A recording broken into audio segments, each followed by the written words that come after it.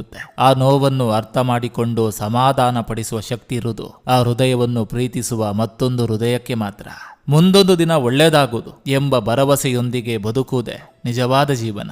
ನಮ್ಮನ್ನು ಎಷ್ಟು ಹೃದಯಗಳು ಪ್ರೀತಿಸ್ತವೆ ಅನ್ನೋದು ಮುಖ್ಯವಲ್ಲ, ಯಾವ ಹೃದಯಕ್ಕೆ ನಮ್ಮ ಸ್ನೇಹ ಅರ್ಥ ಮಾಡಿಕೊಳ್ಳುವ ಗುಣ ಇದೆ ಅನ್ನೋದು ತುಂಬಾ ಮುಖ್ಯ.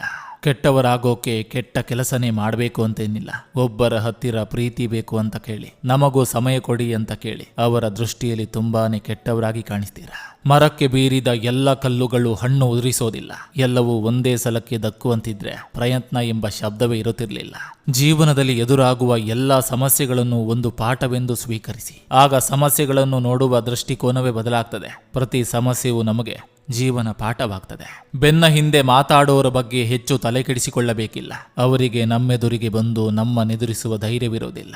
ಜೀವನದ ಪ್ರತಿಯೊಂದು ಕ್ಷಣವನ್ನು ಖುಷಿಯಿಂದ ಅನುಭವಿಸಿ. ದಿನಕ್ಕೊಂದು ಸಮಸ್ಯೆ ಬರುತ್ತೆ ಹೋಗುತ್ತೆ.